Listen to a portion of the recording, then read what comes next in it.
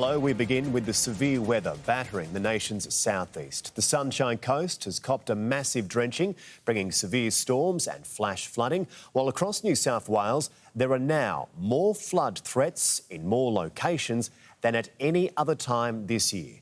Moree in the state's north has been cut in two. The peak isn't as high as was first forecast, but at just under 10.7 metres, it's still considered major.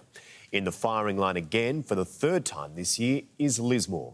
If predictions are correct, flood levels could reach 9.7 metres by tonight. Further south, communities along the Murray River are bracing for the biggest test of the ongoing flood crisis there. On the New South Wales-Victorian border, Echuca and Moama face the mammoth task of saving their towns from being inundated. 10 News First journalist Rebecca Powell is on the ground in Echuca. Rebecca, what's the situation looking like there today? Good morning, Lockie. The rain is just taunting these locals. Overnight, we had severe thunderstorm warnings. Some rain gauges recorded up to an inch of water, but we're waiting on the official Bureau of Meteorology data to come later today. I can tell you that the Murray River passed a level that hasn't been seen in a century. This morning, it's at 94.89 metres and it's slowly crawling towards that peak between 95 and 95.2 metres. Now, what does that look like when it reaches that? We'll see thousands of acres of more farmland inundated. But right now I'm going to show you the situation here at the Great Dividing Wall. These stormwater drains, they're proving challenging for crews. It's outpacing the pumps. We've got water going from the so-called dry side of this levee back into the homes that are already inundated. This is the so-called wrong side. There's 2.5 kilometres of this wall and 60 odd homes that are just battling these flood waters. Now, today, these locals have been having about an hour's sleep every night and they're facing yet another unpredictable day. Lockie? Oh, it's just an utterly miserable situation. Rebecca Powell in Echuca, thank you very much. And there is right now a desperate search underway for a woman who is missing in floodwaters in the New South Wales Central West.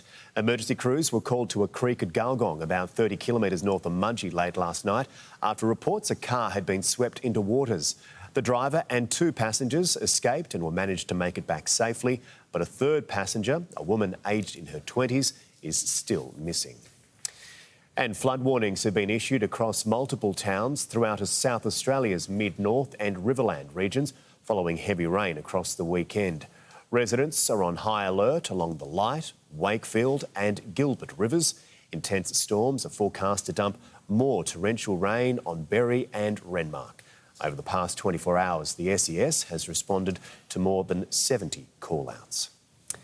Now to some breaking news out of the United Kingdom. Former PM Boris Johnson has dropped out of the race to get his old job back and replace Liz Truss. He has now conceded that being leader again would simply not be the right thing to do. Our Europe correspondent John Paul Gonzo has the latest from London. A bombshell from Boris Johnson after cutting short his Caribbean holiday to canvass support from colleagues and run for leader. The former PM has dropped out of the contest. He claims to have secured enough endorsements, but ultimately won't run. Hours earlier, his supporters were doing the hard sell. Boris delivered Brexit. He supported Ukraine, and standing up to Russia was the first world leader to do that, and he got us through a pandemic. But his own colleagues considered him damaged goods, tainted by too many scandals. I'd love to see Boris Johnson come back to frontline politics. I'm speaking personally. But we have this major issue which led to him having to resign, which is Partygate. I wouldn't trust Boris Johnson to run a bath, let alone run the country. That leaves Penny Mordaunt and Rishi Sunak. The former Chancellor has promised to clean up the economic mess left by Liz Truss. I have a plan to steer our economy through these headwinds. So far, he has the highest number of Conservative MPs backing him with more than 140 public endorsements. Penny Mordaunt, meanwhile, insists she can unite the deeply divided party. I'm in this to win it. I think it's important for our party. We have a contest. I am very confident about our numbers. A general election is due in 2024, but could be much sooner, depending on who is elected as the new Conservatives leader. John Paul Gonzo for 10 News First, London. He's warned it will be a tough set of numbers, and the Federal Treasurer is expected to reveal $21 billion worth of savings in the budget. 10 News First, Chloe Burris joins us live from Canberra. Chloe, good morning. How will these cuts be made?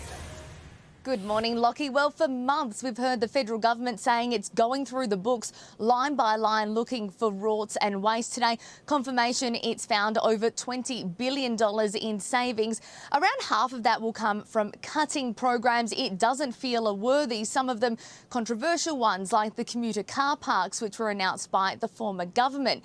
The other half will come from delaying projects, though, by 4+ years beyond the forward estimates. And these savings will be redirected to other projects that the federal government wants now. These savings and redirection of spending you'll see right across government.